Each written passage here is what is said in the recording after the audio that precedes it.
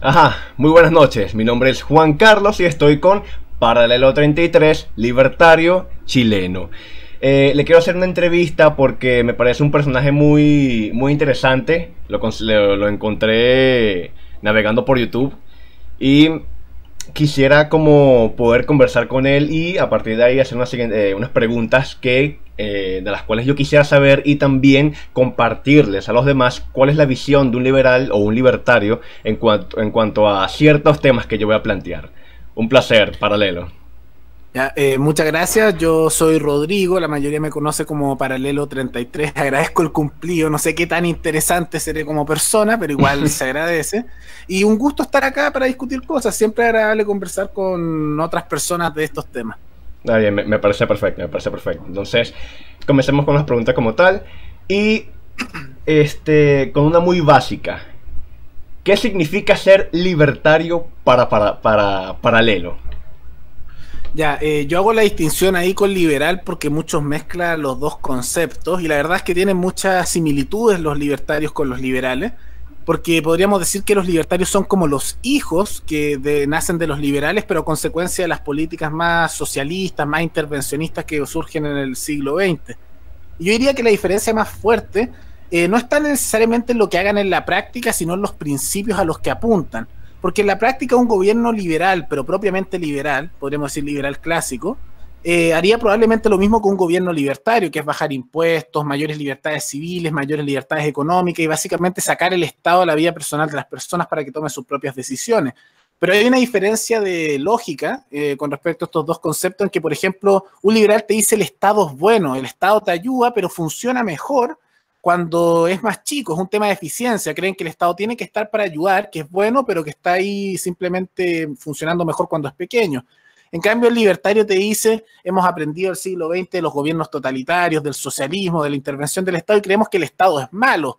Hay libertarios que son anarcocapitalistas y creen que el Estado no es necesario y la sociedad funciona mejor sin Estado. Hay libertarios minarquistas que creen que lamentablemente el Estado es un mal necesario, pero es un mal.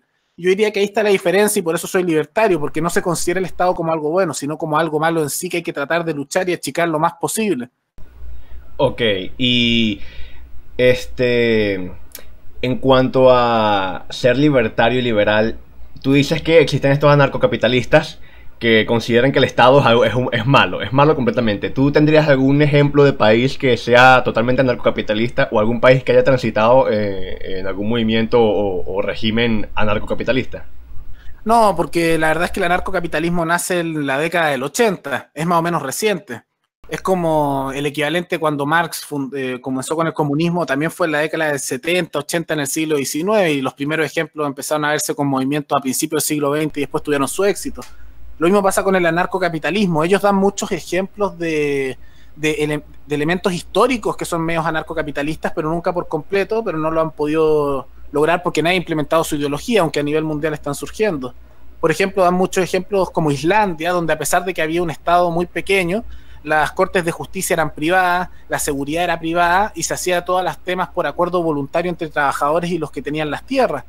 Y también dan mucho el ejemplo de lo que es el lejano oeste, que siempre lo muestran en las películas como si fuera una cosa media así de caos y que no funcionaran, pero como funcionaba realmente era que no, era muy difícil cobrar impuestos, entonces eran casi inexistentes, en algunas partes no estaban, y la mayoría de las leyes y la justicia y las relaciones comerciales eran por acuerdo entre personas, y eso fue lo que permitió que se poblara y se volviera muy rica esa zona. Por ejemplo, California, que es uno de los lugares más ricos del mundo y de Estados Unidos, que estaría entre los 20 países más ricos del mundo si fuera un país independiente, se fundó gracias a esas políticas en el lejano oeste que incentivaron mucho la llegada de personas. Y hay otros ejemplos, pero esos son unos que dan.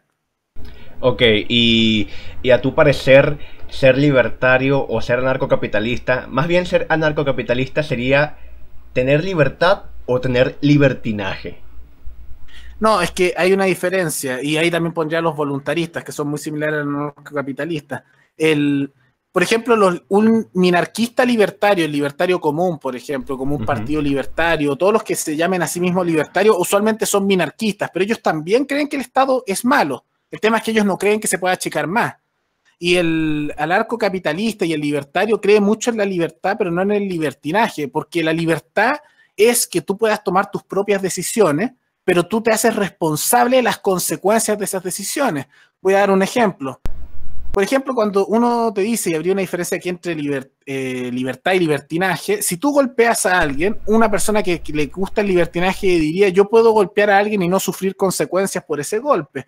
En cambio, una persona que es liberal, en tema de que cree en la libertad o libertario, en ese sentido, diría, tú puedes golpear a alguien, porque al final nadie te puede evitar realmente que lo hagas. Pero si tú golpeas a alguien, tú tienes que lidiar con las consecuencias de que esa persona probablemente te va a responder, o de que si estás sujeto a alguna norma legal, vas a tener que tener responsabilidad legal con eso. Lo mismo con temas como las drogas. Ellos te dicen, puede que creamos que esté mal, yo personalmente también creo que está mal las drogas, pero tú eres libre de consumir drogas, pero después tienes que lidiar con las consecuencias de que tu vida va a ir mal, de que vas a terminar mal con tu cuerpo, que vayas a enfermarte. En cambio, el libertino diría, quiero consumir drogas, pero quiero que tú me pagues el tratamiento, quiero que cuides de mí, no me quiero hacer responsable de las consecuencias de mis actos. Ahí está la diferencia.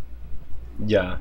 Y a un fondo más personal, los demás deberían seguir tu ejemplo. O sea, tomando, ¿cómo decirlo? Porque tú sabes que los gobiernos siempre tienen una política en la cual en un país, dependiendo, van a tener un presidente por 4 años, 5 años, 6 años y van a seguir los lineamientos políticos que ellos van a tener. Entonces, a tu parecer, siendo libertario, ¿tú piensas que una sociedad sería mejor desde tus principios, desde tus valores, desde lo que tú crees? Entonces, a partir de eso, ¿los demás deberían seguir tu ejemplo? O sea, me encantaría que lo siguieran, pero ahí está la diferencia y cuando... No me gusta mucho cuando usan la palabra deberían, porque eso básicamente muchas veces va de la mano que dice vamos a imponer esto. Yo creo que me encantaría que la gente tomara ese punto de vista y creo que es el mejor.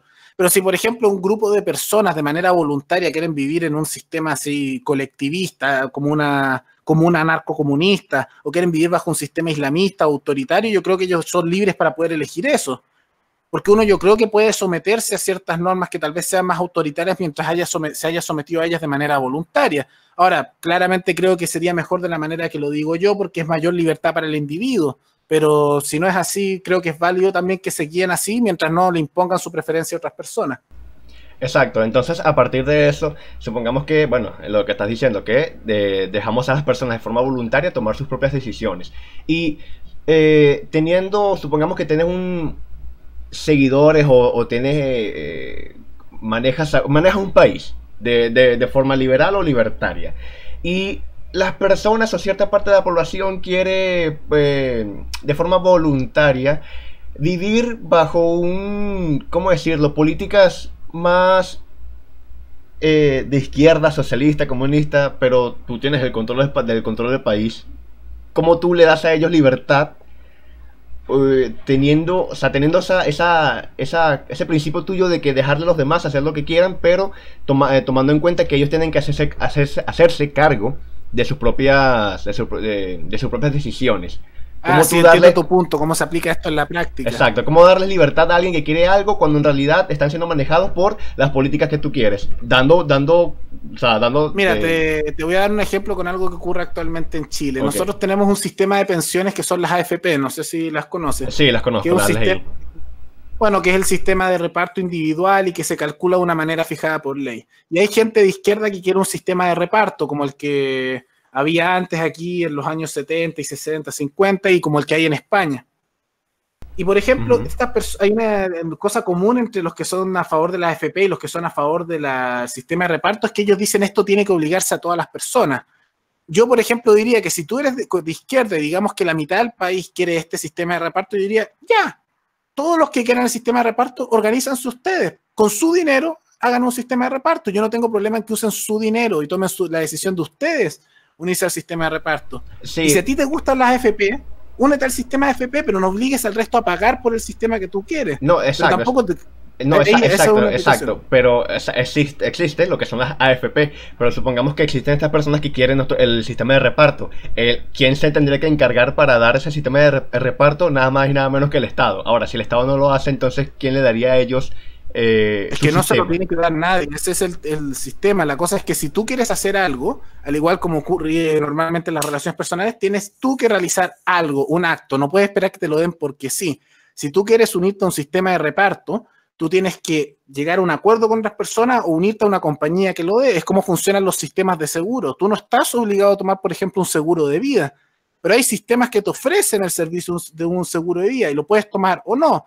Puede que nunca te sirva y en realidad no lo tomaste y ya, cosa tuya, pero puede que en algún momento te fuera a servir y no lo tomaste y saliste perjudicado. Lo mismo con el seguro del auto, por ejemplo, etcétera.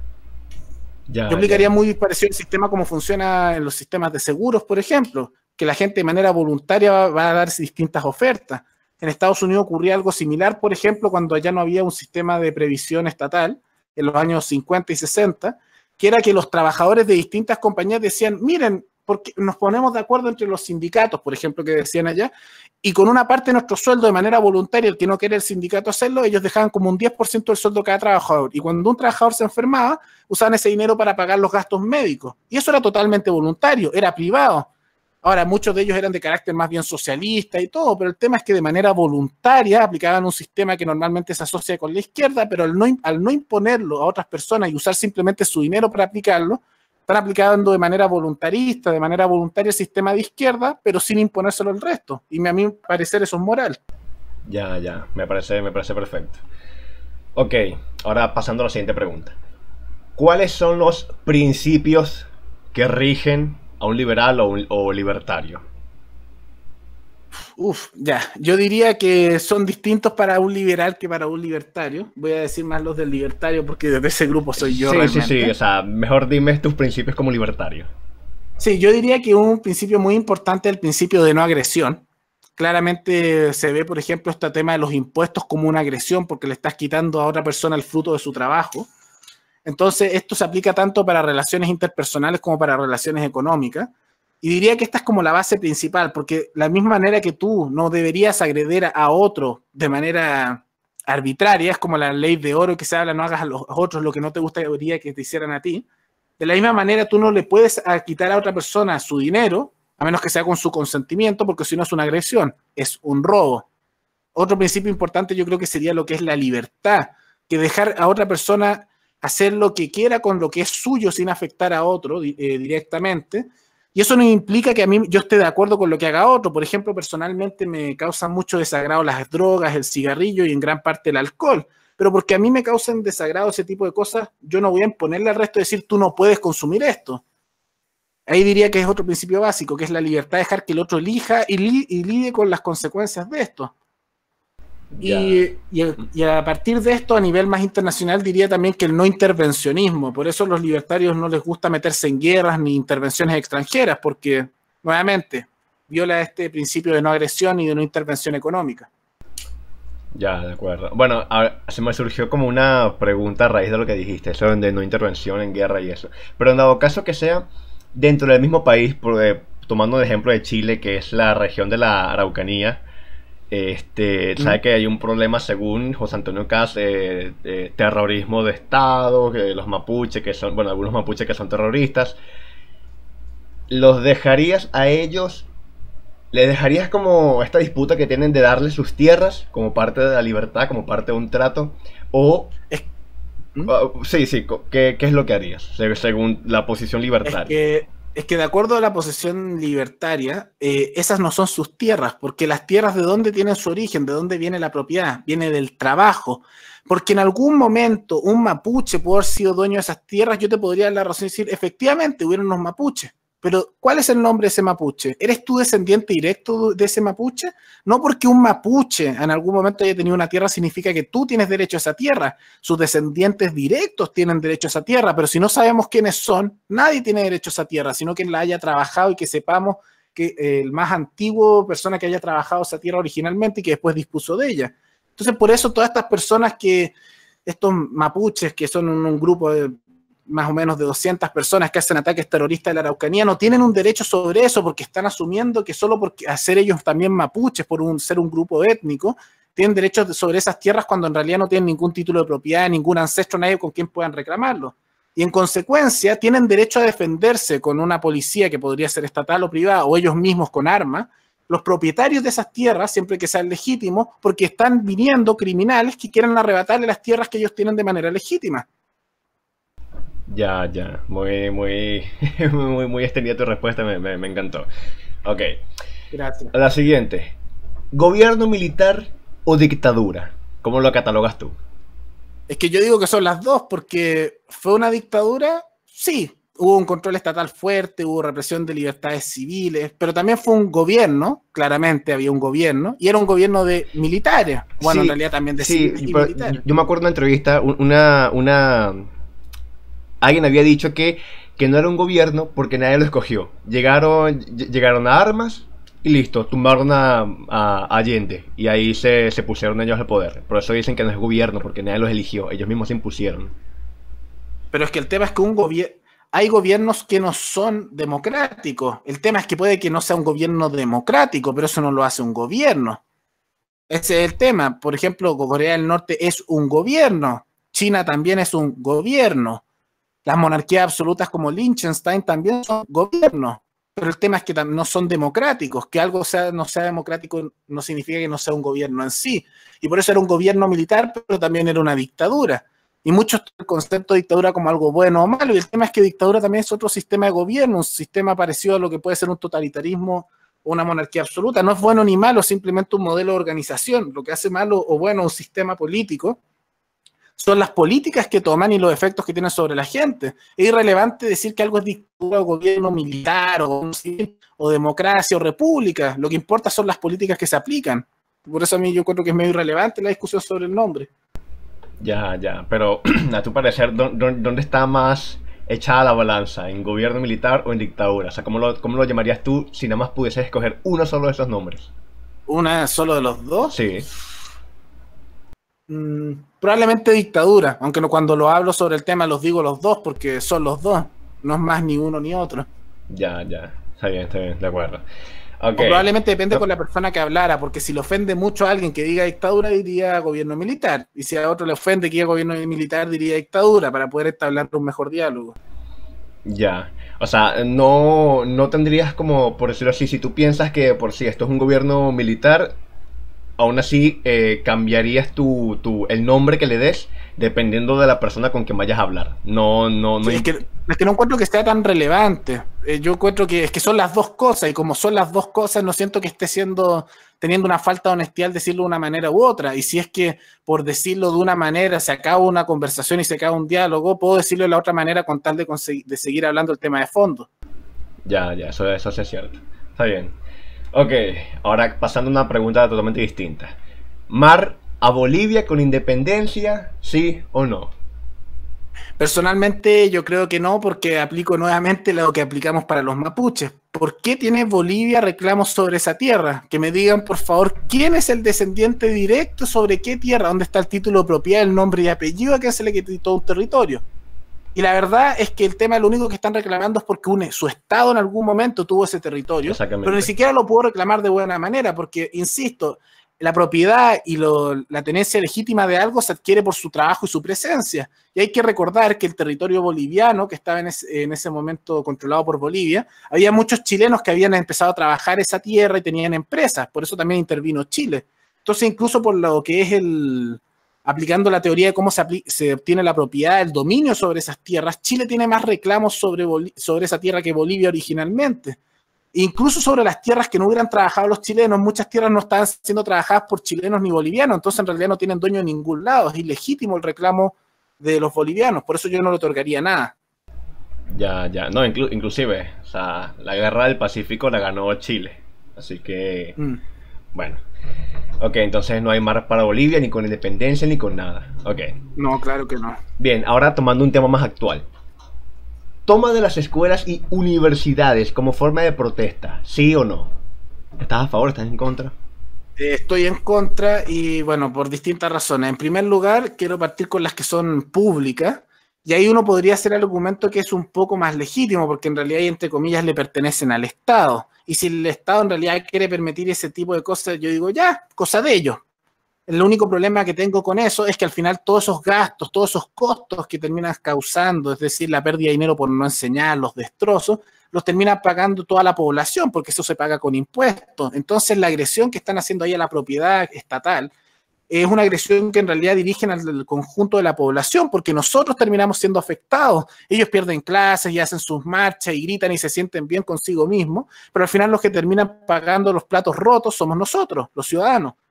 En cambio, por ejemplo, cuando es una institución privada, ahí en realidad el que sale perjudicado son los dueños. Y si los dueños quieren permitir unas tomas, aunque yo encuentro que no es bueno y que la gente debería ir a estudiar a las universidades y a los colegios, si ellos son dueños de eso y quieren permitir que estén rompiendo y perjudicando su propiedad, bueno, cosa de ellos. Pero yo creo que también deberían tomar en consideración que aquellos que no quieren adherirse a estos paros, aquellos que salen perjudicados y quieren tener clases, deberían ser compensados por esto, porque ellos están pagando por un servicio que no se está otorgando. Esto sonaría lógico en cualquier otro tipo de contrato, pero por alguna razón la gente no lo ve así en las universidades. Pero si quieren permitir eso en sus instituciones privadas, cosa de ellos, aunque no creo que esté bien. Pero si, por ejemplo, se toman una institución y la institución le dice que ellos tienen que salir y desalojar porque no se los permiten y ellos no quieren soltarlo, se tiene que enviar a la seguridad privada o pública a sacarlos porque están infringiendo el derecho de propiedad, están violando la propiedad privada y eso simplemente es una violación de la ley y también de una violación de los derechos intrínsecos que tiene una persona sobre la propiedad de algo, en este caso de una institución universitaria. O sea, en caso que sea privado, obviamente. Y, Sí. pero, ¿cómo hacer en Chile cuando los medios de comunicación son más de tendencia de izquierda? Tú dices que enviar a la seguridad para poder desalojar a estas personas que están protestando, más que todo si fuese una universidad o un colegio privado. ¿Cómo hacer cuando la prensa puede tergiversar el acto que tú quieres hacer, como el desalojar a los estudiantes y colocar como algún titular de están violentando a los estudiantes pacíficos y no sé qué, y termina habiendo una revuelta mucho más grande que la que había antes? Ah, bueno, es que ahí está la discusión porque una cosa es creer que sea legítimo, que es lo que digo yo y que se debería poder hacer porque creo que es justo. Pero como sabemos, los medios criticarían mucho eso. Aquí, por ejemplo, hubo hace poco una toma en el Instituto Nacional y mostraban a los estudiantes lanzando molotov, a los carabineros y estos quemándose de repente. Pero después mostraban a un carabinero que le lanzó una silla a un estudiante y decían agresión abusiva de carabineros. A mí me parecía sorprendente porque es extremadamente desproporcionado lanzar una silla comparado con que te estén lanzando bombas molotov. O sea, a mí me parece que lo otro es más bien casi un acto de terrorismo. Pero no. El tema es que sí, los medios van a estar demonizando el tema, van a estar criticando bastante, y la única manera de combatir eso es simplemente teniendo medios alternativos que muestren otra posibilidad. No queda otra, porque ¿qué más se puede hacer? La verdad, ellos están dando su opinión y lamentablemente tienen un control muy fuerte sobre los medios, en gran parte porque el Estado los ha ayudado a eso, por ejemplo con TVN, y muchos de los dueños de estos medios tienen relaciones con el Estado que les da beneficios. Pero la única forma en que podemos contrarrestar este tipo de cosas es mostrando opiniones alternativas, noticieros alternativos, comentarios alternativos. Ya. Ok.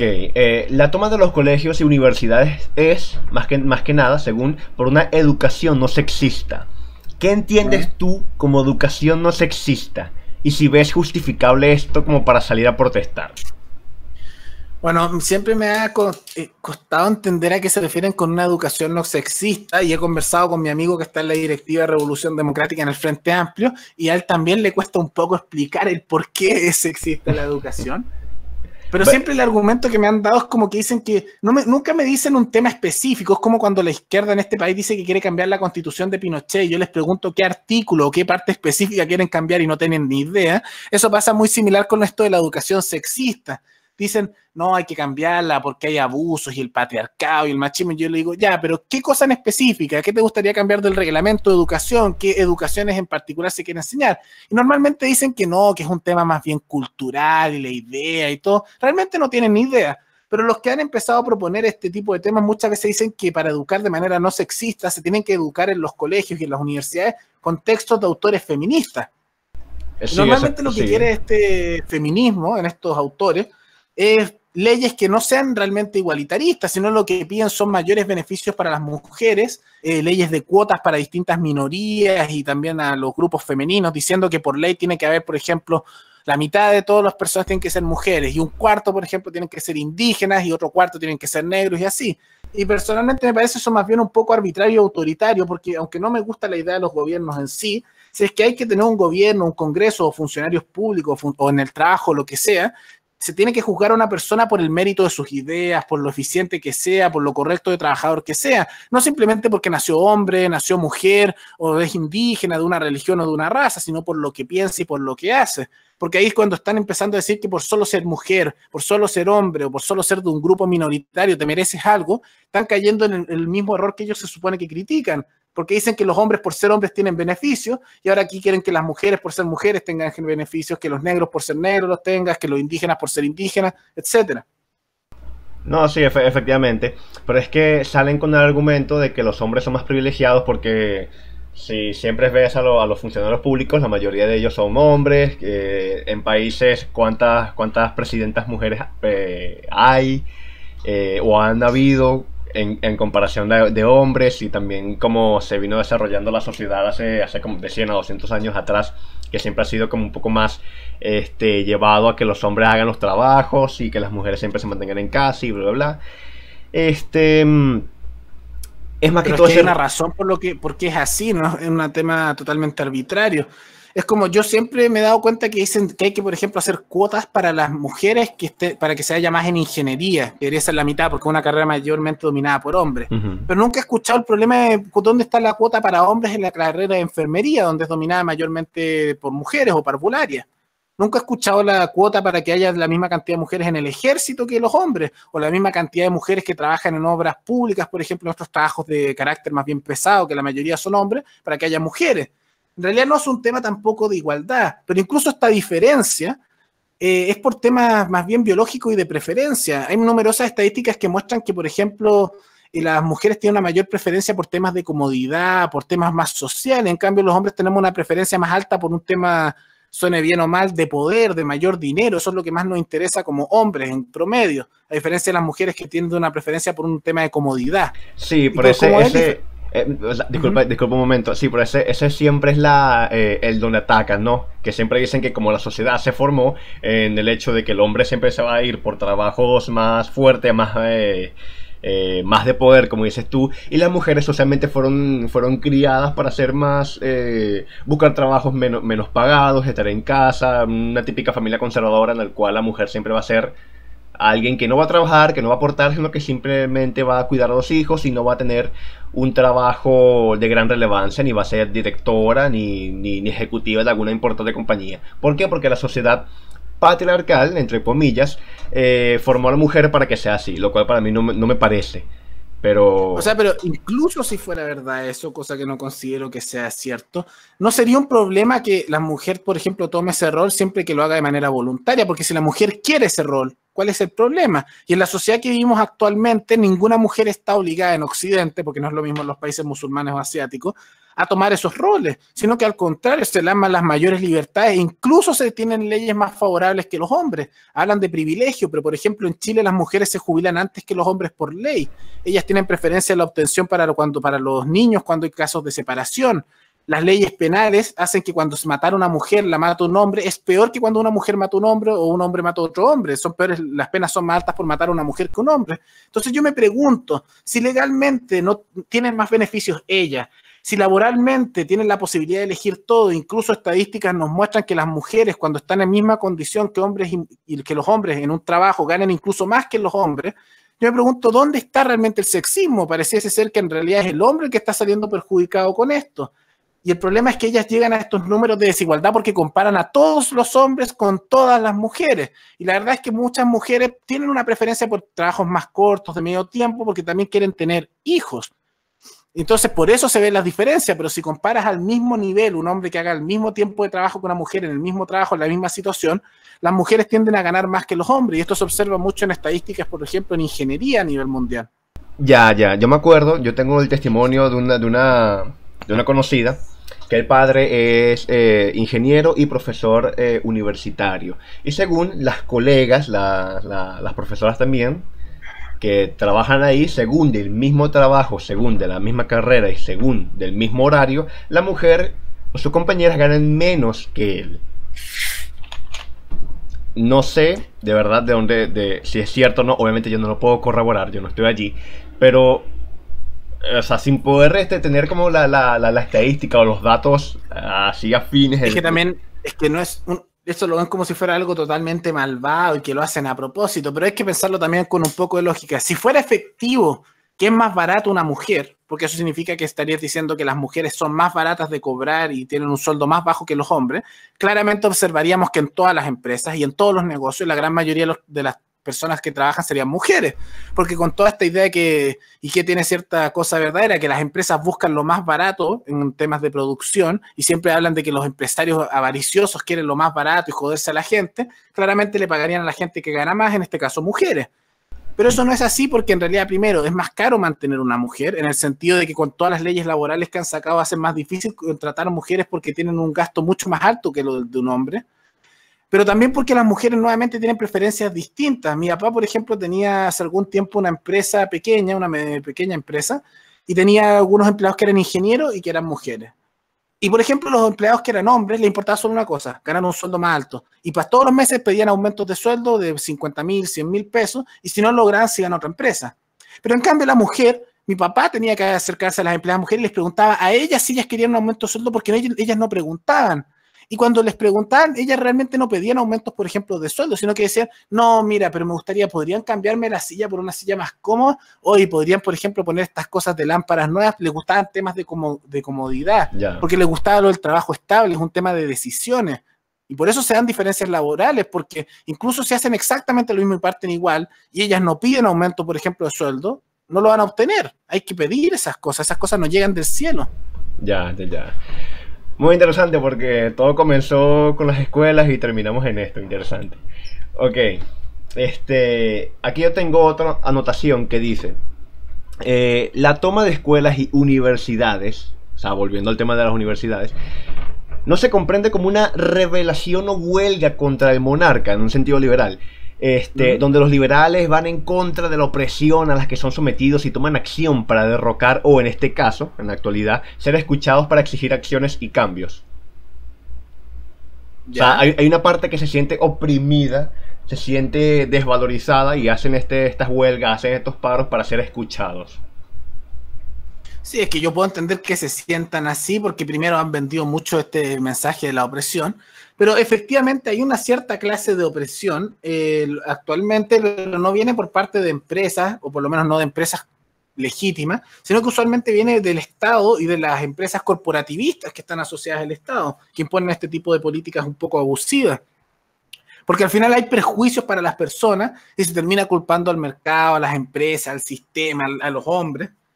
Pero muchos de estos perjuicios vienen por políticas económicas negativas por parte del Estado, impuestos altos, por monopolios artificiales generando a manos del Estado. Y puedo entender que ahí después ocurra cierta opresión y se sientan oprimidos. Nada más que siento que están apuntando a la persona incorrecta, porque el elemento que están tratando de atacar es simplemente el que no les está haciendo el problema. El problema que está ocurriendo es por intervenciones estatales que han hecho todos estos problemas.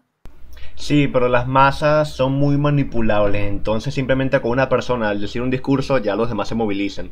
Entonces yo siento, o es lo que yo, dentro de la parcialidad que yo quiero tener, el discurso más que todo de izquierdas es el que atrapa siempre a estos focos de feministas, estos progresistas, y son los que siempre salen a la calle. Y como yo creo que dijiste anteriormente, o sea, cuando tú le preguntas algo a estas personas, no saben de nada. Por ejemplo, en el caso de quieren modificar la constitución de Pinochet, pero cuando le preguntas no saben nada, porque lo que hacen es repetir de forma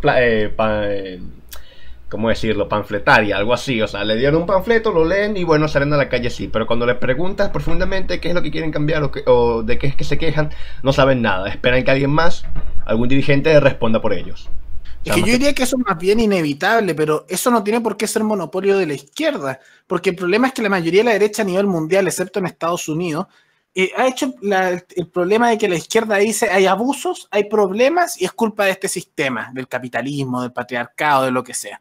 Y después la gente mira, a ver, ¿y qué dice la derecha? La derecha dice, no, las cosas funcionan bien, el sistema es bueno, pero está funcionando mal porque lo están manejando de manera ineficiente. Y realmente ese mensaje no pone feliz a nadie, no calienta a nadie. En cambio, en Estados Unidos lo que dijeron fue, la derecha fue que dijo, sí, hay abusos, hay problemas y estáis siendo jodidos, pero no es culpa del capitalismo, es culpa del Estado. Y por eso allá la derecha, y se le pegó a la izquierda porque allá la derecha triunfó en ese mensaje, son tan antiimpuestos y todo el rato hablan de las bajas de impuestos. E incluso las izquierdas radicales de Estados Unidos hablan de bajarle los impuestos a las personas de clase media y clase baja, porque se logró meter mucho esta idea de la opresión por parte del Estado y se apuntan ejemplos constantemente, que es el equivalente cuando la izquierda habla del monopolio y todo. Pero es mucho más fácil apuntar un ejemplo de opresión con lo que es un Estado abusivo, sea de izquierda o de derecha. Y yo Sí, creo que la derecha puede hacer lo mismo para tratar de vender podríamos decir, mensaje más de panfleto que se puede tener la gente. sí, porque es que lo que pasa es que dicen, o sea, se parte entre lo emotivo, lo emocional y la razón. O sea, es mucho más fácil llegar a la gente por su corazón que por su mente. Porque al no entender un discurso de una hora, es mucho más fácil gritar y decir que los problemas de tu vida son a raíz de X personas o tal compañía o tal forma de pensar. Por ende, revélate. Que en lugar de ocuparte a lo que realmente tiene que ser. O sea, es mucho más sencillo mover a las masas por un sentimiento, de forma sentimental, que por el hecho de pensar. O sea, según lo Claro, que dicen. pero eso no tiene por qué, insisto, ser parte solo de la izquierda, porque los gringos lograron hacer eso muy bien, pues, diciendo te están abusando, te están perjudicando, estás siendo afectado, pero es culpa del Estado, de la izquierda, de los impuestos. A mí por eso tanto me gusta hablar este ejemplo que hablo del pan, porque todos compran pan. Y yo he hablado, por ejemplo, he estado en pueblos chicos por cosas familiares, como San Francisco de Mostatasal, que está cerca de Rancagua. Ujú. Y soy un pueblo muy pobre. Y yo hablaba ahí gente en el barrio más pobre, porque por ahí tenía una casa mis abuelos, y conversaba y yo de repente les explicaba esto del pan, que un quinto del costo de su pan se lo están quitando en impuestos. Y ellos no sabían, no tenían ni idea, pero cuando lo entendieron, porque es algo muy simple, es decir, uno de cada 5 pesos te lo están quitando. Porque, por ejemplo, el alcohol que tanto les gustaba comprar, los cigarrillos, les decía, pero te están quitando más de la mitad, se lo lleva el Estado, esos políticos que están robando, abusivos, y mete ese mismo discurso que la izquierda habla de los políticos y el abuso y todo, y ellos lo entienden y no se enojan con las de derecha, las empresas, sino que dicen este estado de políticos corruptos que nos joden y los impuestos. Lo pueden entender porque es algo muy sencillo. Entonces yo creo que eso se puede vender bien como ideología más de derecha. Ya, ya. Ok, ahora, pasando a otro tema distinto. Medidas de reintegración a la sociedad para criminales o medidas penales más fuertes. Mm. Bueno, yo he tenido estudios de derecho penal porque estoy en la universidad estudiando derecho, y el tema es que usualmente se da esta como doble contrapartida, o castigar más fuerte, hacer castigos más altos, penas más altas, o simplemente reinserción y esto tema de tratar de reformar al reo que haya hecho algo negativo. Yo personalmente me voy por una teoría que es más bien minoritaria, pero que me gusta más, que es la teoría de la compensación, que es más bien privatista. ¿Y en qué se basa esto? Que a mí lo que me importa más que el reo en sí, es el afectado, porque el criminal ya hizo algo negativo, pero a mí lo que me preocupa es que siempre que se habla de castigar al criminal, o siempre que se habla de reinsertar la sociedad, que tiene un costo altísimo en impuestos de la gente, no se está haciendo nada para tratar de compensar o beneficiar a la persona que sufrió el daño. Por ejemplo, si hubo un asesinato, la familia que perdió a este miembro le pueden decir, ya metieron a la cárcel a la persona, pero ¿dónde está una compensación? Algo que pueda hacer más fácil sobrevenir este daño que sufrieron. Y a mí lo que me interesaría más que los criminales se haga es que primero ellos respondan con las consecuencias de haber hecho este delito, pero más que matarlos haciendo una dureza criminal, o más que gastar el dinero de la población que no ha hecho nada negativo en tratar de reformar a estas personas que han actuado de mala manera, a mí lo que me interesaría es que ellos trabajen, incluso de manera forzada en las cárceles, para generar dinero y entregarle este dinero no al Estado, sino a la familia o a los individuos afectados por su crimen. Si alguien se robó un auto, esa persona debería compensar a quien le robaron el auto por el daño que se le hizo, por el costo de este auto y por una indemnización correspondiente. Si tú mataste a alguien o le quitaste el sustento económico a una familia, ese preso, el fin de su encarcelamiento debería ser trabajar para poder compensar a la familia por este costo. A mí me importa más ese punto, porque si lo mantienes preso y cárcel de por vida, estás gastando el dinero de la población en mantener a un criminal cuando ellos no han hecho nada malo. Lo mismo si tratas de reinsertar la sociedad. Y si lo matas, en realidad simplemente estás acabando con una vida, no consigues nada, igual estás gastando recursos valiosos de la población. Entonces me parece que lo más eficiente y lo más moral, porque no lo matamos y no desperdiciamos el recurso de este preso, sería que trabajen para compensar a la persona afectada por el crimen. Ok, entonces parece que como otra pregunta venía de esa. ¿Estarías a favor de la pena de muerte, sí o no? Y por lo que creo que dijiste, creo que no estás a favor, ¿verdad? No, porque el tema es que yo creo que siempre hay una alternativa que es más útil, porque digo, matan a alguien. Ya, y tal vez te sientes mejor, sentías rabia, sientes un odio, y dices, esta persona no merece vivir. Pero ¿qué lograste al final? La persona, por ejemplo, que hayas asesinado a alguien sigue muerta. La persona que haya sufrido sigue mal. La persona no está mejor, está peor incluso que antes. ¿Dónde está la compensación? ¿Dónde mejora su situación? Y al final, más encima, además de no mejorar la situación, tuviste que gastar dinero en asesinar a la persona, en matarla, en ejecutarla, en mantener la cárcel donde se retuvo, en los gastos constantes de tribunales para los juicios, porque dar la pena de muerte nunca es fácil, sino que requiere un proceso largo y de muchas pruebas. Entonces, al final es puro perjuicio, y solo por sentirse un poco mejor psicológicamente, al final terminas gastando dinero y sin mejorar la situación de la víctima. Y sé que muchos dicen, pero ahí eliminas un elemento negativo de la sociedad. Pero además del punto de que uno puede equivocarse en la pena de muerte, porque ocurre de vez en cuando, aunque sea el porcentaje bajo, creo que es como un 5%, se puede equivocar. Y es un mal gasto de recursos porque el preso podría estar compensando a los afectados y así hacer que la sociedad esté mejor, haciendo que los individuos afectados tengan cierta compensación económica por el daño, en vez de simplemente matarlo y malgastar recursos económicos. Ya. Pero entonces, no importa el delito, no aplicarías nunca la pena de muerte. Bueno, es que ahí empieza el debate por temas más extremos. Por ejemplo, ¿qué pasa con un asesino serial? Porque ahí uno dice, ya, ¿cómo puede compensar realmente? Porque ¿dónde va a trabajar? ¿Qué va a hacer? ¿Qué pasa si la persona es inútil y no sirve para nada? Y yo creo que ahí es argumentable dependiendo del sistema de justicia. Yo soy voluntarista de las tendencias más capitalistas del voluntarismo. Y yo creo que puede haber diferentes sistemas de justicia que compitan. Y si esa persona está sujeta a un sistema de justicia que dice que la pena de muerte es un punto de vista válido ahí, y las personas que pagan de manera voluntaria este sistema de justicia están de acuerdo con eso, yo creo que es legítimo. Ahora, personalmente creo que se tiene que intentar primero lo de la compensación monetaria, pero de no poderse hacer eso, yo creo que es legítimo que intente hacerse la pena de muerte para casos extremos como, por ejemplo, la pedofilia, el temas como asesinos seriales, genocidio, violador. Narcotráfico no, porque las drogas creo que deberían ser legales, pero violadores también. Aunque yo creo que se puede compensar, por ejemplo, con el trabajo del violador, si es que se puede, para pagar los gastos psicológicos de ir a psicólogos, psiquiatras de la víctima, que se le dé compensación económica. Ya, muy interesante. No había pensado de una forma así. Yo siempre pensé en el hecho de que aquí hay un violador, asesino serial o alguien hizo un crimen muy deleznable, mátenlo. Desaparezcan al objeto negativo de la sociedad. Ok. Inmigración extranjera, ¿a favor o en contra? Depende, nuevamente. Como nos gusta tanto decir en derecho, hay que distinguir, que es una cosa. Ok, entonces para pasar a la mini pregunta que tengo aquí, ¿qué tipo de inmigrantes son para ti? ¿Favorables para tu nación y quiénes no? Porque ahorita en Chile se está debatiendo, bueno, se debate eso. Es que yo, por ejemplo, no tendría problema que hubiera un sistema de inmigración más abierta, como quieren algunos de izquierda, si es que no tuviéramos un estado de bienestar y tuviéramos un sistema totalmente privado, muy similar al que había Estados Unidos en el siglo XIX.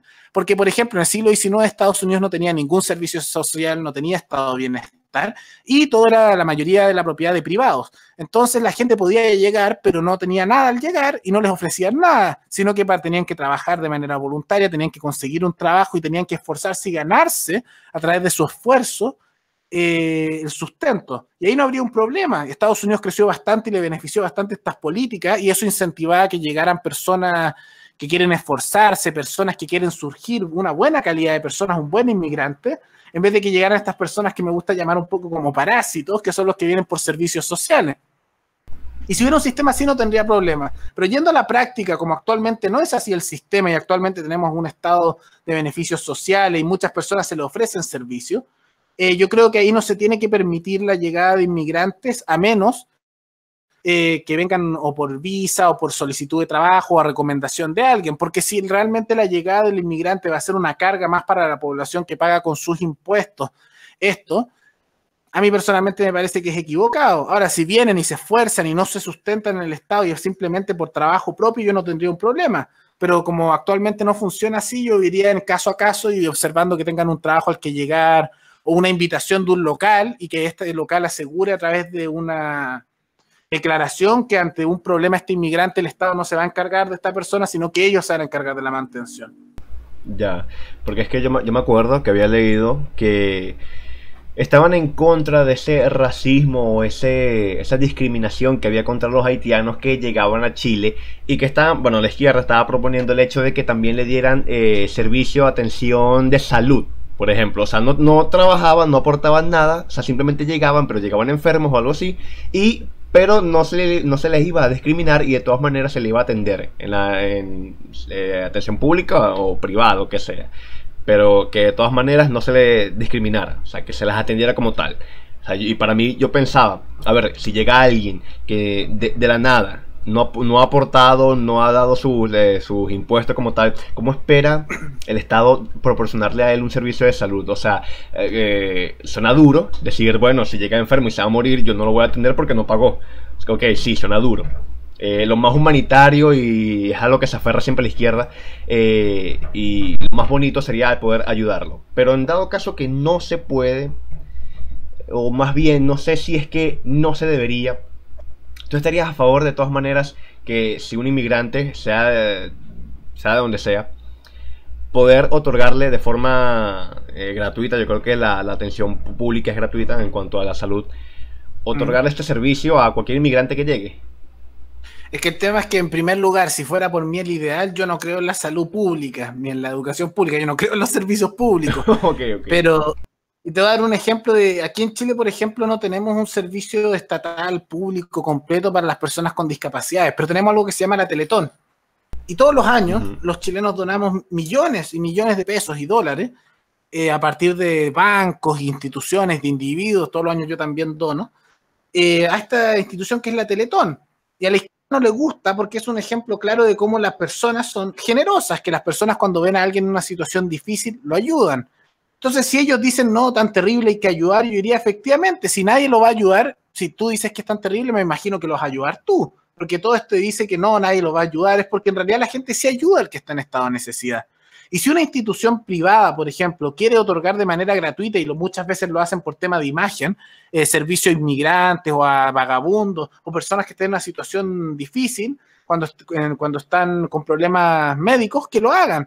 Y un ejemplo de por qué esto ocurriría es que actualmente en Chile tenemos una institución que se llama Un Techo para Chile, y a los vagabundos, cuando hay mucho frío, cuando llueve, les tienen albergues con comida y cama, donde pueden quedarse y se los ofrecen ellos con donaciones de la población. Y si fuera lo que dice la izquierda, verdad, con esa lógica todos los vagabundos estarían muriendo en las calles y no habría ninguno. Pero lo que ocurre es que la gente es generosa, la gente dona dinero y la gente ayuda de manera voluntaria a estas personas, y eso funciona mucho mejor y es más encima moral por ser voluntario que las instituciones estatales que lo intentan hacer. Ya, bueno, de lo que dijiste me surge una pregunta, que es en cuanto a la generosidad.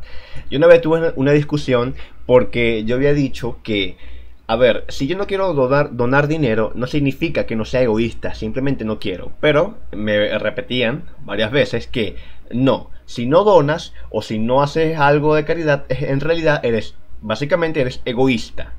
Y yo no lo creo, o sea, yo pienso que si yo no quiero hacer algo porque no me apetece, no es mi voluntad hacerlo, no significa que realmente sea egoísta. O sea, porque entonces yo digo, entonces soy egoísta con todo el mundo, con todos los vagabundos, con todos los sin techo, porque no le doy a ellos un dinero o un pan o lo que sea. Entonces, ¿qué hago? ¿Cómo le hago? O sea, para ti, tú crees en la generosidad y que naturalmente somos egoístas o no somos egoístas de forma natural? O sea, yo creo que los humanos somos seres que nos preocupamos mucho de nuestro bienestar personal. Y yo creo que incluso se podría dar un argumento que cuando ayudamos a la gente es porque nos sentimos bien, porque muchas veces las personas ayudan a otras porque uno se siente bien por dentro, una cosa de sentimiento. El altruismo como tal. Incluso el altruismo, ¿por qué? No es porque racionalmente tú digas tengo que ayudar al otro porque es lo mejor para la sociedad racionalmente. Tú te sientes bien cuando ayudas a otro, cuando ves a otro feliz, todo uno siente una felicidad interior. Y uno podría decir entonces, pero entonces igual es medio egoísta porque uno se siente personalmente bien. Pero mi punto es que es más allá. Yo creo que es más egoísta imponerle a otro a pagar algo que no quiere porque tú le estás robando. En vez de dar tu propio dinero de manera voluntaria y tratar de convencer o organizar a la gente para que lo hagan, tú le estás quitando a otro porque dices, mira qué generoso soy, le estoy quitando el dinero a otra persona para pagar esto que me gusta a mí. Para mí eso es egoísmo, eso es autoritarismo. Y si tú no quieres hacer algo, es irrelevante si se considera egoísta o no. Lo que es moral es que la gente tome sus propias decisiones y lidie con las consecuencias de ellas. yo encuentro que es muy irrelevante decir que es egoísta no querer dar, tú tendrás tus razones, al final es tu dinero, no te pueden obligar a disponer de lo tuyo, si ese es el fruto de tu esfuerzo. Y si tú quieres donarle a otra persona, dale, y si no le quieres dar, decisión tuya, si al final tú dispones qué hacer con lo que es tuyo. No estás obligado a hacer nada por otra persona, pero el tema es que los humanos de manera empírica se observa que ayudamos a otros. Por eso también hay tanta simpatía por las personas más débiles, por los niños chicos, por los perros, por esta cosa que algunos llaman la ternura, porque sentimos como esta simpatía, esta necesidad de ayudar, de proteger a esto del tema más, del más débil. Y por eso yo creo que por temas empíricos se observa que los humanos ayudamos al resto. Por eso también está esa cosa estatal que dicen que el Estado tiene que ayudar, porque la gente siente esta necesidad de que hay que ayudar a los más débiles. Y si el Estado no se encarga, la gente lo hace de manera voluntaria. Ya, muy interesante la respuesta como tal. Ahora, pasando, dándole vuelta a la tapa a otro tema. Casamiento homosexual, o como creo yo mal llamado se le dice, matrimonio igualitario, matrimonio homosexual. ¿A favor o en contra?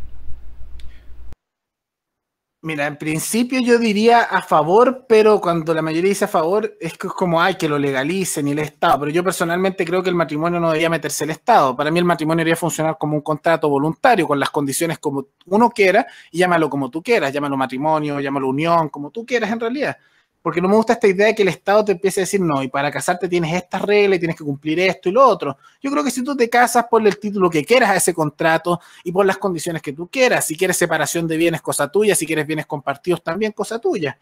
Entonces, para mí, lo que haría, en vez de empezar a sacar más leyes todavía que regulen otro sistema de unión entre dos personas, yo diría, saquen el matrimonio completamente, que es el control del Estado, y dejen que las personas cuando se van a casar, si lo quieren llamar matrimonio o no, decidan las condiciones y el nombre que quieran. Y después será una discusión cultural de que si realmente es matrimonio o no, pero da lo mismo en tema legal, porque al final la gente va a decir, yo hago un contrato, estas son mis condiciones para este contrato de unión de dos personas, y lo voy a llamar como yo quiera.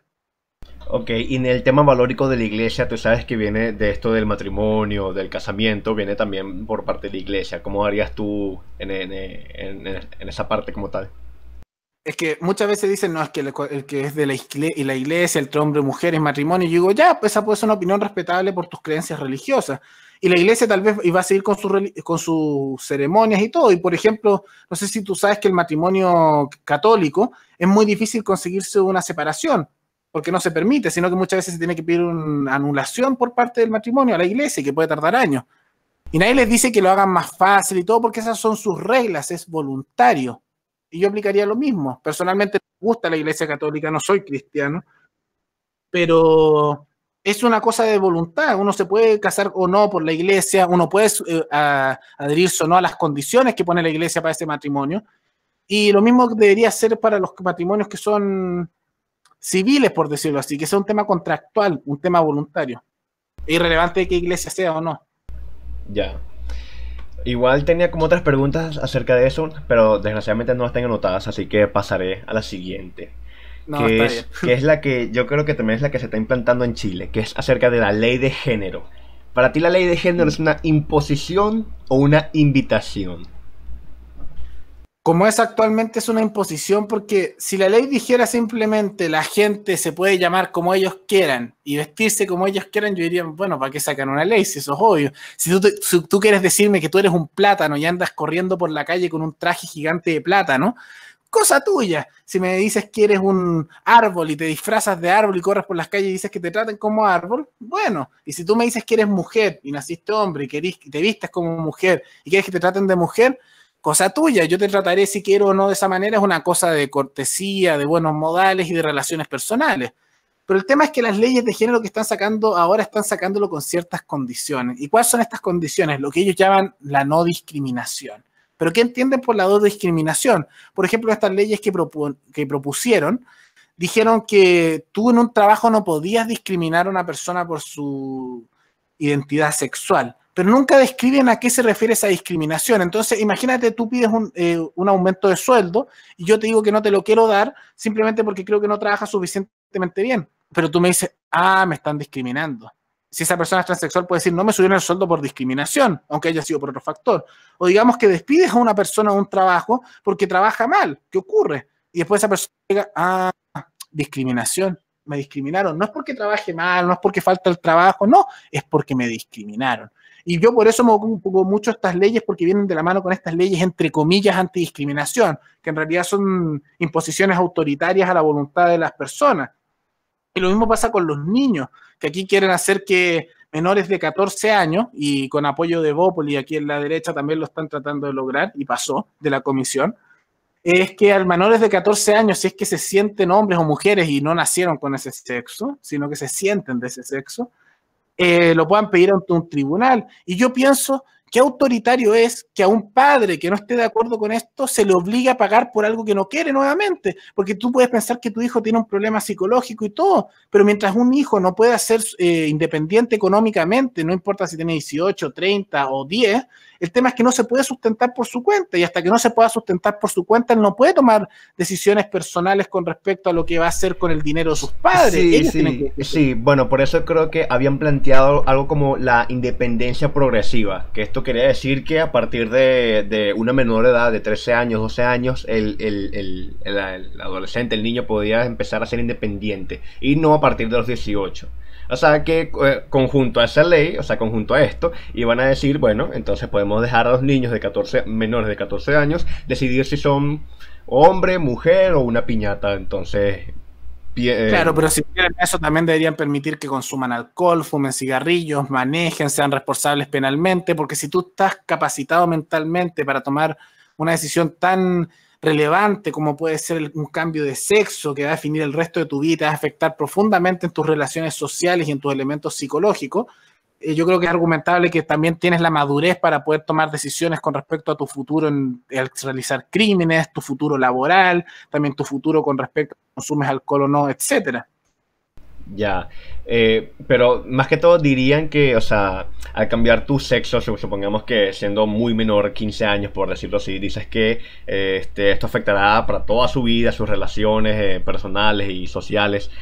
Pero aquí vendría a decir el típico de que, bueno, si le llegan a afectar, lo llegan a discriminar, sería nada más por eso mismo, por discriminación, porque la sociedad es todavía aún retrógrada y no se acopla al progresismo, a los nuevos tiempos como tal. Entonces, por ende, estas personas que se cambian de sexo y, bueno, pasó de ser mujer a ser un hombre, lo seguirán discriminando porque existe discriminación y como odio, como el hecho de que todavía no han avanzado. Entonces siempre van a seguir pensando en que... Es que ellos van a pensar eso y ese es su pensamiento, pero lo que es retrógrado para uno es común para otro, y lo que es progresista para uno es una degeneración para otro.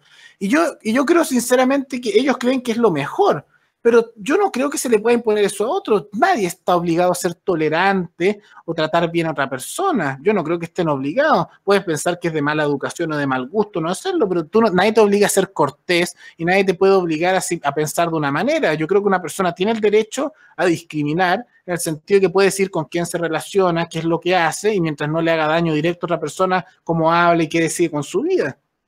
Entonces es irrelevante si se considera retrógrado o no, porque las personas tienen que tomar sus propias decisiones a cómo tratan a los demás. Ya, y con respecto a la mini pregunta que tengo por aquí, lenguaje inclusivo, porque sé que por Chile ahora están colocándole la E a palabras con género como los o las, y le pones les estudiantes, les alumnes, les persones, no sé, o sea, le meten la E porque así no discrimina, según ese lenguaje inclusivo que para mí parece más una aberración más que nada. Sí, el tema yo la otra vez escuché como tratando de hablar de esa manera y me sorprende que suena muy parecido al catalán, pero más allá de eso, encuentro que es una soberana estupidez. ¿Por qué? Porque el lenguaje de manera orgánica, de manera natural, cambia. Nosotros no hablamos igual en este siglo, en estos años, que como se hablaba en el siglo XIX. Es cosa, por ejemplo, leer cómo era, por ejemplo, el Quijote. Se nota que hay diferencias en el lenguaje con el lenguaje actual. Las maneras de escribir también cambian, la composición de palabras, etcétera. Pero eso ocurre de manera natural. Y el tema de que cuando se intenta imponer un lenguaje es porque simplemente están siendo extremadamente autoritarios, porque están tratando de imponer algo que ocurre naturalmente, que es que con las relaciones de las personas cambian las palabras. Chile es un buen ejemplo de esto porque nosotros hablamos bastante distinto al resto de los países latinos. Muchas veces dicen que no se entiende lo que decimos. Ajá, exactamente. Y eso ocurre de manera natural, nadie nos impuso eso. Y el tema es que ellos están tratando de imponer algo que dicen que es más inclusivo de manera arbitraria, porque no está fundado en ningún argumento racional, sino que al contrario, simplemente por una preferencia. ¿Por qué la letra E? ¿Por qué no la letra U? No sé por qué no la letra A o la I. Eligieron la E de manera arbitraria y dicen ahora no, esto es inclusivo. ¿Por qué? Porque lo decimos nosotros. No hay mejor ejemplo de autoritarismo, tanto moral como temas estatales, de estas personas que quieren imponer a los demás hablar de una manera. ¿Y piensas tú que es más allá de un lenguaje inclusivo, es un lenguaje politizado? Porque efectivamente viene de una parte, de un sector político y no viene de la sociedad de por sí. Yo creo que es un lenguaje de izquierda, un lenguaje feminista, y si ellos quieren hablar así, bueno, cosa de ellos, pero nada impide que nosotros nos burlemos de lo que consideramos que es una estupidez. Ya. Aún así, bueno, por lo que yo imagino, un lenguaje inclusivo no se puede imponer, porque al final No. termina siendo algo autoritario como tal. O sea, si ellos quieren hablar así entre ellos y se acostumbran, cosa que dudo mucho, porque no es natural para ellos hablar de esa manera, y no se enseña así en ninguna escuela, de ninguna manera, nadie lo habla de manera natural, cosa de ellos si quieren hablar así. Pero nosotros no tenemos por qué hablar de esa manera. De la misma manera, si imaginemos que un cuarto de la población chilena comenzara a hablar de esa manera, no, ocurriría lo mismo que pasa en España con los vascos, los catalanes. No creo que se debería hacer aquí como hizo Franco, que intentó eliminar el catalán, el vasco y el gallego para imponer el castellano. Yo creo que ellos tienen derecho a hablar distinto. Y aquí también, si ellos quieren hablar distinto, cosa de ellos, pero que no nos impongan su lengua a nosotros. Pero entonces ahí no, que es lo que yo pienso que es mi problema con eso. Si no se impone como tal o no se coloca como una ley, estaremos, o sea, siempre discriminando a las personas que se sienten no con el pronombre él o ella, sino con el pronombre cosa, ellos o les, no sé.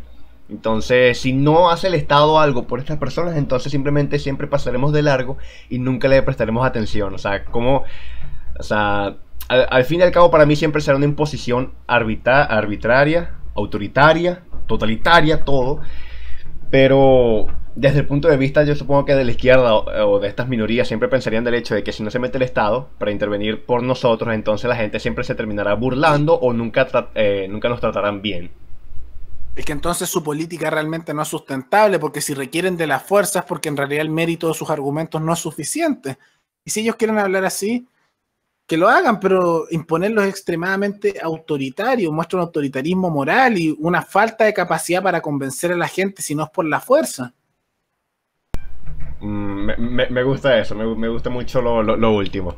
Ahora, yo tengo aquí una frase de Judith Butler que dice: en realidad el género siempre fue sexo.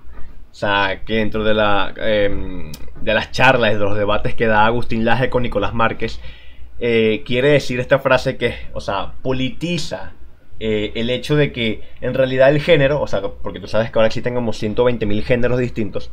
En realidad el género, tanto como hay personas. exacto, en realidad el género siempre fue sexo. O sea, eliminando el hecho de que existe algo como biológicamente el hombre o la mujer. Entonces todo sería a raíz del género como tal. Por eso es que debería existir el hecho de los pronombres y no guiarnos biológicamente o de forma autoritaria, patriarcal, de la biología, de la ciencia biológica, que no existe el hombre ni la mujer. Existen son los géneros.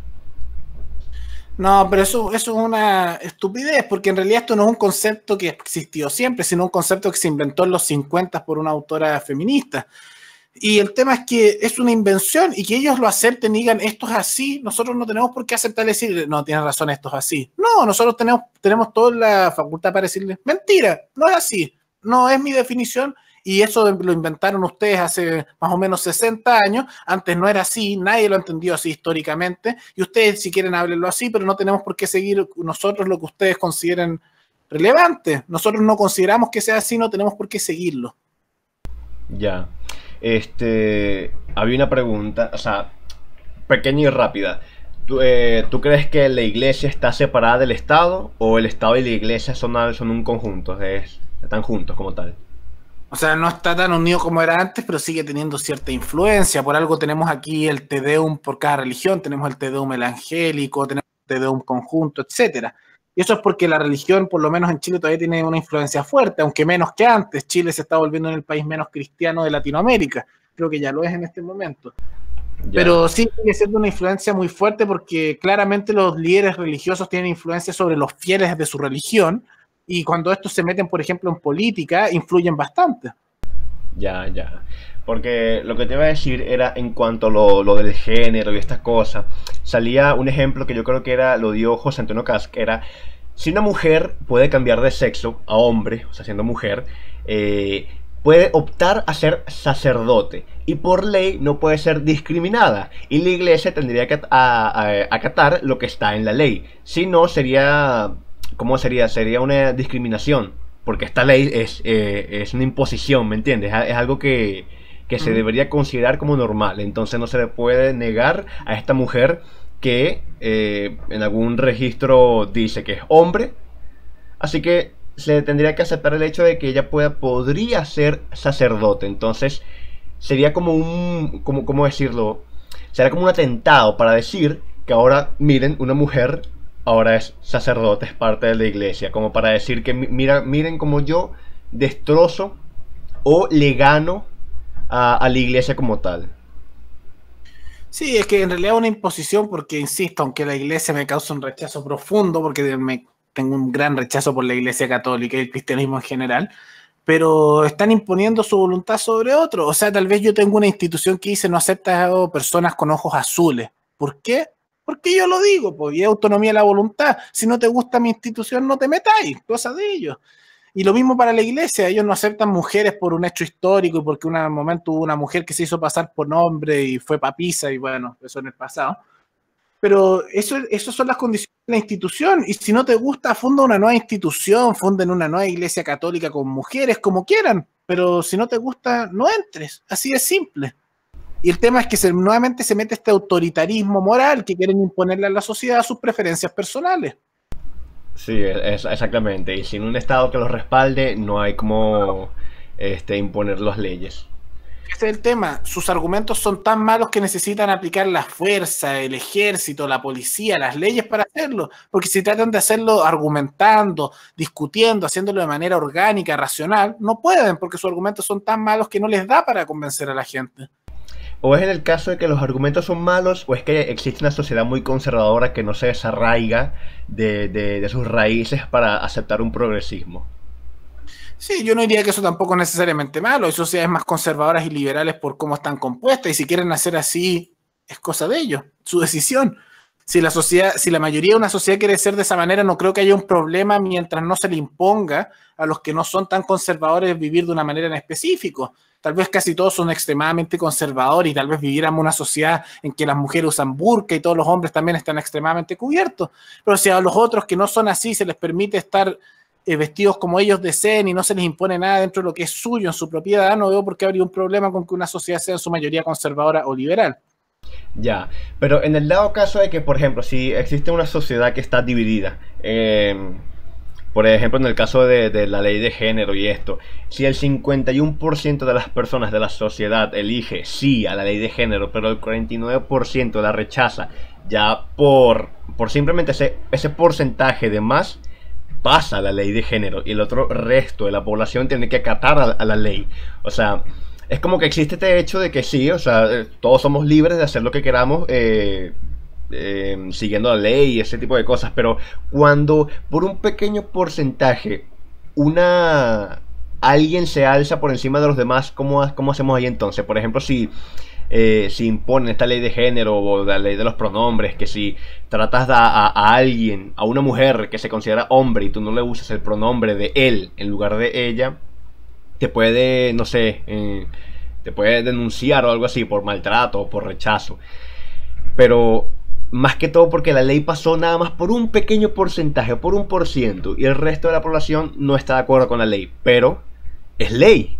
Entonces, ¿cómo haces tú en ese caso? Te tienes que calar. Es que eso es la ley que yo lo considero. Hay un concepto en derecho que se llama la ley que no es justa, la ley tiránica, la ley injusta.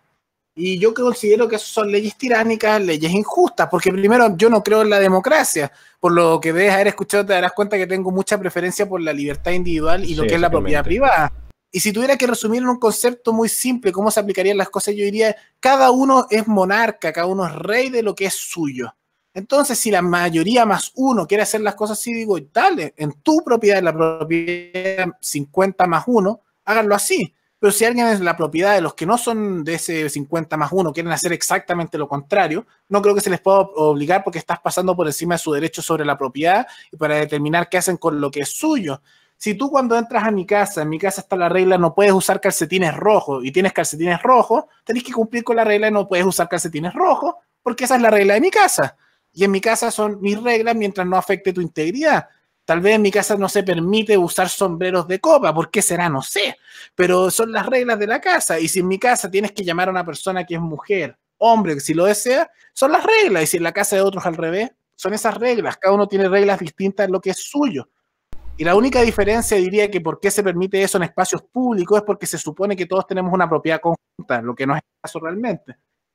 Pero lo que es la propiedad privada de cada uno, yo no creo que le puedas imponer eso, porque el Estado no tiene ningún reclamo legítimo sobre las cosas que son propiedad de alguien. Entonces, o sea, como tú dices, el libertario, ¿qué rol entonces tendría el Estado? Sí, o sea, ¿qué rol tendría un Estado para ti? Para mí, yo no creo que el Estado deba tener un rol. Sí, yo entiendo que tú no quieres de Estado, pero si tuvieras que tener uno, o el que tienes actualmente en Chile, o sea, el que tengo actualmente lo quiero achicar, pero si tuviera que tener un Estado, o sea, si está la necesidad de tener uno, simplemente cumpliría funciones de ejército, ni una otra. Ni de salud pública, ni infraestructura, nada. No. Ok. Si tuviera que haber un Estado, yo creo en el Estado más minarquista, que es simplemente Fuerzas Armadas, porque a nivel mundial ya hay más seguridad privada que pública en cada país que existe, incluso en Chile. Se observa especialmente en Estados Unidos la presencia de grandes compañías de seguridad privada que funcionan mejor que la seguridad pública. Tenemos ejemplos a nivel del mundo de lugares donde no existe el sueldo mínimo como Dinamarca, donde incluso las condiciones de los trabajadores y de las empresas son mejores que en países donde hay sueldo mínimo. Tenemos ejemplos de países donde no hay salud estatal o donde no hubo y la situación igual funcionaba bien, como en el caso que viven los trabajadores con esta previsión de salud.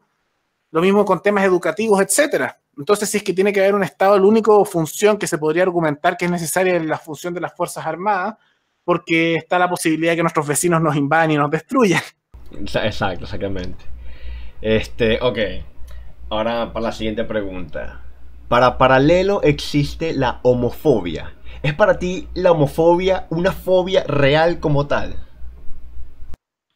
A ver, fobia es un miedo irracional a algo. ¿Es posible que haya un miedo irracional, por ejemplo, a la homosexualidad? Sí, tengo amigos que son homofóbicos. Yo también me creo un rechazo bastante profundo a la homosexualidad a mí, pero lo tolero. No lo acepto, pero lo tolero. ¿Y qué significa? A ver, porque sí, o sea, yo he escuchado mucho eso, o sea, de que no me agradan, pero los respeto, o los tolero. O sea, ¿qué significa que no me agradan, pero los tolero? O sea, que por ejemplo, a mí, ese mismo argumento que usamos para la droga, a mí me puede causar un rechazo profundo, por ejemplo, la marihuana, la heroína y todo. Y puedo pensar que es algo horrible, puedo pensar que es algo inmoral y me puede dar un asco profundo en el fondo de mi ser la gente que consume esas cosas. Pero creo que tienes el derecho a hacerlo. Y lo puedes hacer y tú lidias con las consecuencias. Lo mismo, puede que la homosexualidad me cause rechazo, etcétera, pero creo que son así y se debe dejar ser, no me están haciendo un daño. Ahora, distinto sería que me traten de imponer algo por sus tendencias homosexuales, pero si no lo hacen y viven su si viven su vida de manera que ellos toman decisiones por su cuenta y rinden con las consecuencias de sus actos, no veo un problema con ello. Ya, pero a ver, si te tocara trabajar con homosexuales, con alguna persona o dos personas, o sea, en un ambiente laboral, ¿estarías cómodo, no tendrías ningún problema o estarías alerta? Puedo lograrlo. O sea, en el colegio tenía un par de compañeros que eran homosexuales y me daba asco, pero también me dan asco, por ejemplo, las cosas que se pegan en las murallas, los tatuajes también me dan asco. Y lo puedo tolerar.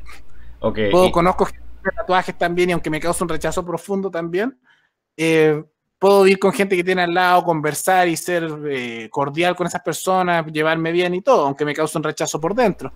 Es como un factor más dentro de bastantes factores que uno considera lo que una persona puede ser de su agrado o no. Ya, entonces tú te podrás considerar a ti mismo como homofóbico. No, no sé, porque no es que tenga un miedo irracional, porque no, No, simplemente porque me causa un poco. puede ser un miedo irracional o un rechazo, rabia o detestar, No, o es que sea. fobia es por miedo, y no me causan miedo, simplemente me causan cierto rechazo, de la misma forma que me puede causar rechazo las arañas. No, No, claro, no sé por qué, pero tengo un rechazo como visceral hacia ciertas cosas, y esa es una de ellas. ya, ya.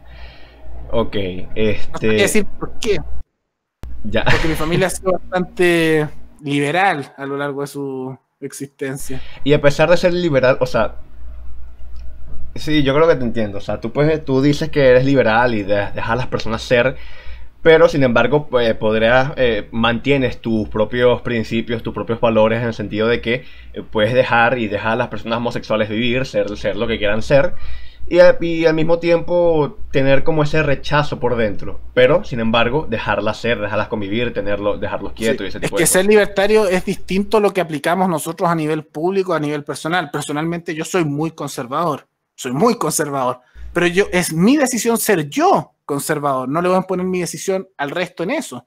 Y yo tal vez me junte con personas de carácter más conservador o no, y tal vez me relacione o tenga relaciones con mujeres de carácter conservador, cosa mía, pero yo no le impongo mi preferencia conservadora al resto. Eso es lo que diferencia a alguien que es libertario de alguien que es autoritario. Ya. Ok, muy interesante. Ahora para la última pregunta. ¿Aborto libre? ¿Aborto en tres causales? ¿O nada de aborto? Bueno, yo en algún momento hice un video hace algún tiempo de los primeros que era mi posición con respecto al aborto y yo tengo una posición distinta porque nuevamente a mí yo tengo mucho esta idea de las consecuencias, de la responsabilidad por los actos. Ok. Y para mí la única causal, bueno, más allá de cuando ya está muerto el bebé, que nadie cuestiona eso porque en realidad es un peligro para la madre y está muerto el ser que está dentro, el momento que el único que permito el aborto es en el caso de que haya una violación. Eso es mi consideración. Ya. Ah, pero o sea, ¿aceptas la causal del hecho de que el feto esté muerto y por ende se tenga que remover de la mujer para evitar una posible muerte de la madre? Y el caso de la violación como tal. Sí, pero es porque yo veo que por ejemplo, muchos dicen el aborto se tiene que permitir cuando de manera libre, si es que, por ejemplo, un hombre y una mujer tienen relaciones sexuales y porque bastante entusiasmados, por decirlo así, con la actividad que estaban realizando y se les pasó la mano, imaginemos que quedó embarazada. Muchos dicen que se tiene que permitir abortar en eso porque es el cuerpo de la mujer. Pero yo nuevamente digo, nace la responsabilidad por los actos que uno toma de manera voluntaria con el ser que sigue. Entonces, si tú tomaste una decisión porque estabas con cierta lujuria y se te pasó la mano y al final quedó embarazada la mujer, tienen una responsabilidad tanto el futuro padre como la futura madre con el ser que se está gestando. Porque en el momento en que ellos tomaron la decisión de realizar ese acto de manera voluntaria, tenían conciencia, aunque fuera más bien escondida, de que estaba la posibilidad de que quedara embarazada. Lo mismo cuando no usan elementos como el condón o contraceptivos. Y entonces, al tener esa conciencia, están tomando el riesgo de que ocurra, y de ocurrir, ellos están cayendo en una responsabilidad, tienen una responsabilidad con el nuevo ser que se está gestando. Entonces, si es que se interrumpe el embarazo, cuando ya se tiene una responsabilidad, al igual que ocurre en cualquier contrato y en cualquier obligación, surgen responsabilidades. Responsabilidades que pueden ser tanto civiles, es decir, de dinero, como responsabilidades que pueden ser penales. Y lo Ya. mismo pasa, por ejemplo, con una persona que puede decir, salió Down, por ejemplo, que pueda salir, o autista, que muchos dicen que también se tiene que permitir con esas características que algunos consideran indeseables. Pero la verdad es que también cuando uno tiene relaciones sexuales o quiere tener un hijo, toma en cuenta la posibilidad de que eso pueda ocurrir. Puede ser baja, pero es posible. Y al hacerlo de manera voluntaria también se está ocurriendo una obligación con el nuevo ser, porque uno está tomando la posibilidad de que eso ocurra. Distinto es cuando violan a una mujer, porque ahí no hay consentimiento, no es voluntario, se está imponiendo una carga que no es voluntaria a la persona, y aunque sea terrible y me preferiría que no se diera para evitar la muerte, yo no creo que una persona tiene que cargar con ninguna carga que no haya incurrido de manera voluntaria o que no haya incurrido a costa de un incumplimiento de una norma en la que aceptó originalmente, como puede ser, por ejemplo, con una ley. Ya. Y en el momento en el que se realiza el aborto o se va a hacer un aborto, tú que dijiste una palabra que me llamó la atención, que era interrumpir. ¿Tú crees que la palabra exacta sea interrumpir o interrupción del embarazo? Porque existe, según, que la palabra interrupción es una palabra falaz, es una falacia, porque interrumpir o interrupción es el cese transitorio de una acción para su posterior reanudación. O sea, tú haces una pausa, tú tomas un tiempo y luego reanudas y continúas con esa misma actividad. En el caso del aborto no sucede. O sea, tú estás gestando una criatura. Bueno, tal vez no fue la palabra adecuada, la terminación del embarazo.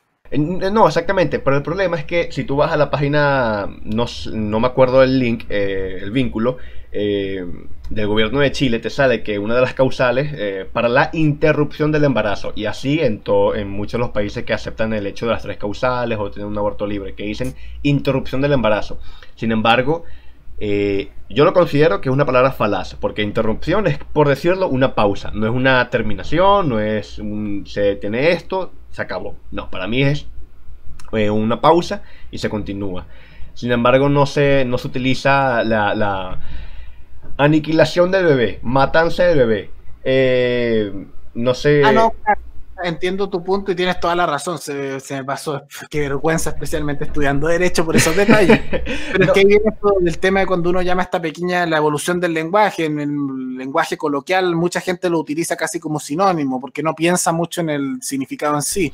Y tienes toda la razón, no es la palabra adecuada, pero al final, por el uso natural que le ocupa a la gente, al final se termina usando casi como si fuera un sinónimo de la terminación, de la destrucción, etcétera. Sí, pero más que todo, supuestamente, según el discurso de Agustín Laje y Nicolás Márquez, es una terminación o se utiliza la palabra interrumpir o interrupción, porque es que es una palabra politizada, porque si al final, si utilizamos las palabras reales, matanza, detención, terminación, finalización o no sé, algo más fuerte, la gente se lo pensaría dos veces antes de hacer un aborto.